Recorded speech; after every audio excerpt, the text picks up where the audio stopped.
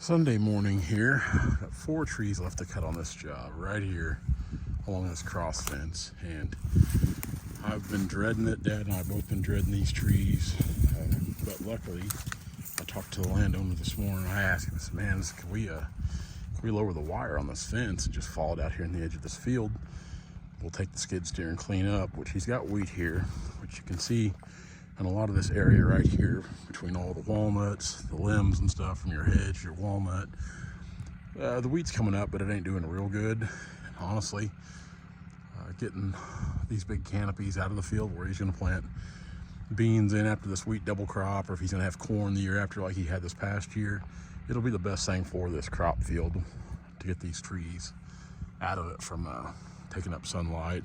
So they're pulling a lot of water too, so it just it's really taking a load off Dad and I's mind both this morning, because these are all big trees.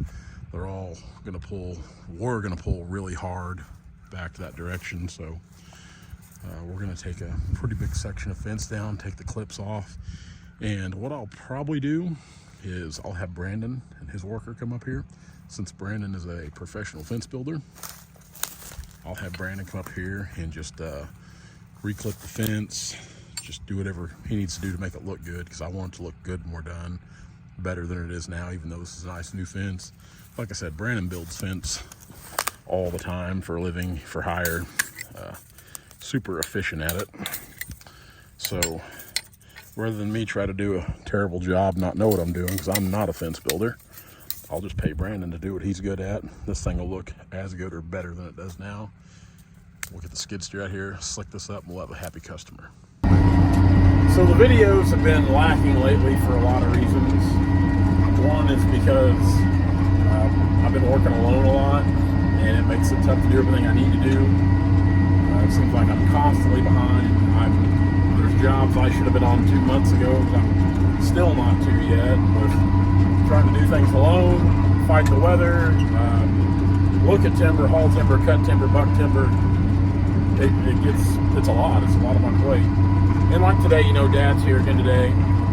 Dad's getting older, and he's had a few health problems this year, and he can't get out there and just cut timber like he used to. Like I grew up, him going out. I can remember on Dad's 65th birthday, we were cutting a track of white oak timber. He cut 65 white oak trees by 2 o'clock and went home. I was there all day dragging white oak. But, mainly in the last year or two, I've watched Dad slow down, and I always like the days Dad comes to work with me, even if it's just like days like a couple days ago or today. He's just going to watch me cut trees, but it still means a lot to me for some of these big trees. And I could have cut a few of these the other day by myself, but I wanted Dad to be here when I cut them, because there's just something about cutting big timber. It's fun. I was telling somebody this just last night, like, they were commenting about how dangerous the job was and how I shouldn't be out here alone. And that's very true. But I will say this, the one thing about everything I do here, it's almost like when I'm out here cutting trees, I'm just in my own world. I don't really have a worry, a care. I'm kind of in my own little realm. I feel comfortable, I feel at home. There's probably no place I feel more at home than out here cutting timber. And so the fact that I can cut some of these big trees and have my dad here to watch me cut them, it sure means a lot to me. So we're pretty excited about these ones this morning. I'm not going to lie, like I said earlier in the video, the last couple of days I've been worrying about pulling these trees. I knew they were going to pull hard. Even on the way up here, Dad and I were talking. He said, well, it's going to be hard to get that one cut without busting it. And I was like, I'm not so much worried about busting it, Dad, as tearing up that nice cross fence. But luckily, right before we got here, the landowner messaged me and said, go ahead and drop that fence, lower it, don't worry about it. So that takes a load off both Dad and mine. Should make the things go pretty quick today. So I'm going to get over here to the skidder. Dad's ahead of me in the ram. I'm going to throw a new chain on. We're going to bring these suckers down. Oh, danger, danger, danger all the time. So this tree here, there ain't a lot holding it. The old fence is behind it, and it's still up right there, but in bad shape. The new fence is out front here. There's not really any place for me to stand to cut it and be good about getting away, so I'm hoping. I don't like this idea either at all. If it's wanting to lean, they're coming right out this way, so there ain't a lot holding it. Let me think about this a little bit. I know it's a bad time to think about it when I'm already here. I think let's circle around here and come in from the other side and push it and try to follow it right out here where the skidder's at right now.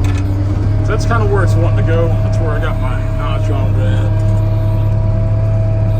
We'll just make a big sweeping circle.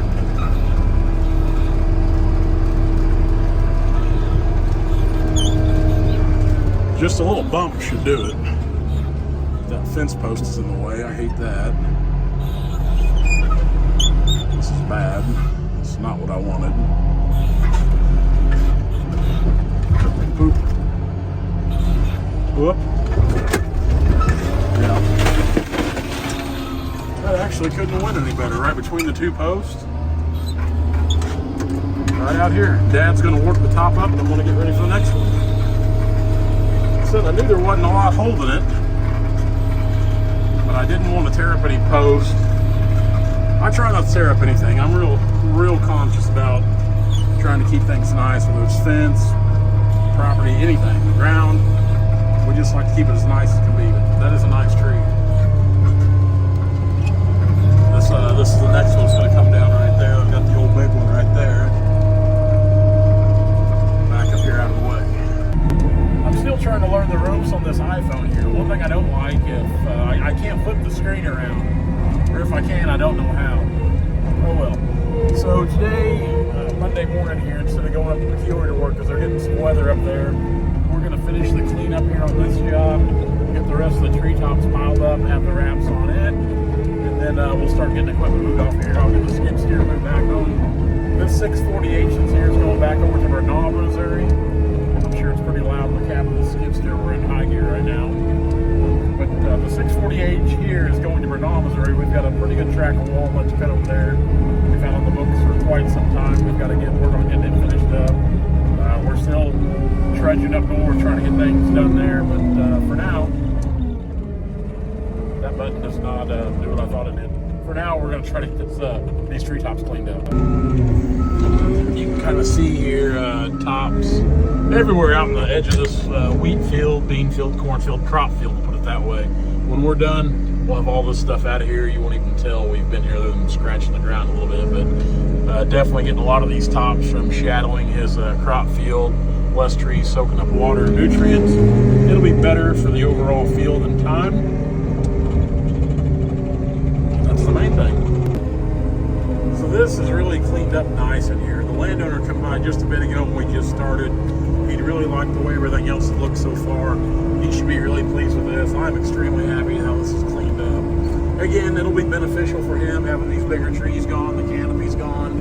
That way they're not holding so much sunlight and water from the ground for his crop field. And what I like about it, we can make some brush piles for some wildlife habitat. Because even though I'm not a hunter, I enjoy seeing all the little critters, whether it be rabbits, squirrels, shoes, and mice. Because you know when you got mice, you're probably going to have some fox, some coyote, and bobcat around. So again, I try to be pretty conservation-minded anytime we do a logging job. Like right now, what I'm doing, I'm not even sinking the tines into the ground. I'm just barely raking across the top here. We're going back and forth, just getting all this little fine brush out of the field. Stuff that,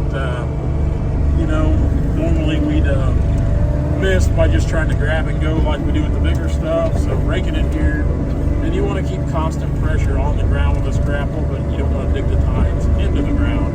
You see everything's kind of accumulating up there. Then we are taking a little bit of